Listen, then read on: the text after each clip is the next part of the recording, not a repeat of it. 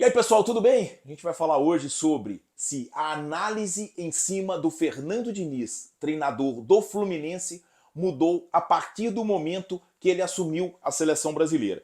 Ele divide os dois comandos, né? Então, quer dizer, no início do mês ele estava lá comandando a seleção brasileira nas eliminatórias para a Copa do Mundo, agora vem dirigindo o Fluminense, Campeonato Brasileiro, semifinais de Copa Libertadores. E eu acredito que no jogo de ida da semifinal da Copa Libertadores, principalmente na entrevista coletiva, ficou muito claro que a pressão sobre o treinador tricolor aumentou a partir do momento que ele virou também o comandante da seleção brasileira. Por quê? Porque não dá para desassociar o Fernando Diniz do Fluminense e da seleção brasileira. E eu acho que o mais preocupante nessa história toda é a estratégia que ele adotou, por exemplo, para encarar o Internacional no Maracanã. Um time extremamente exposto e desequilibrado. A gente precisa lembrar que Carlos Alberto Parreira, um dos grandes treinadores da história do futebol brasileiro, fala bastante no equilíbrio. Futebol é um esporte de equilíbrio, assim como todos os esportes coletivos, né? Então, quer dizer,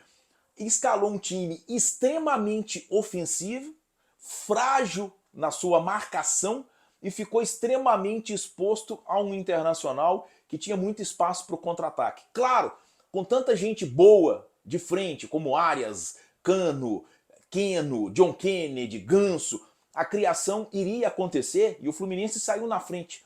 Mas o time ficou exposto ao Internacional num duelo de mata-mata e a partir da expulsão do Samuel Xavier, ficou claro também que ele poderia ter agido de uma forma mais rápida na substituição do jogador, ter entrado com o Guga, que foi o substituto dele, logo de cara, preferiu esperar o intervalo, saiu o gol, houve até um certo atrito dele com um jornalista na entrevista coletiva em relação a esse tema, mas de toda forma é impossível não analisar o Fluminense do Diniz tirando a seleção brasileira. E acredito que foi preocupante esse cenário que a gente viu na última quarta-feira no Maracanã. Faltou equilíbrio ao time de Diniz e isso pode ser fatal na seleção brasileira numa grande competição de mata-mata. Até porque, a gente precisa lembrar, o Fluminense conseguiu um empate no Maracanã, apesar de ter um jogador a menos, e ainda tem a chance da volta lá na Arena Beira-Rio, em Porto Alegre.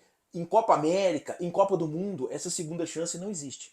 É só mata. As eliminatórias são em jogo único. Então, quer dizer, fica uma preocupação em relação à ação do treinador, que encarou o Internacional de Porto Alegre da mesma forma, com a mesma estratégia que ele usou contra o Olímpia do Paraguai. Na minha opinião, faltou ali uma estratégia e faltou até uma análise da qualidade do adversário. E não dá pra gente comparar, do ponto de vista técnico e tático, o Internacional com o Olímpia. Um abraço, pessoal.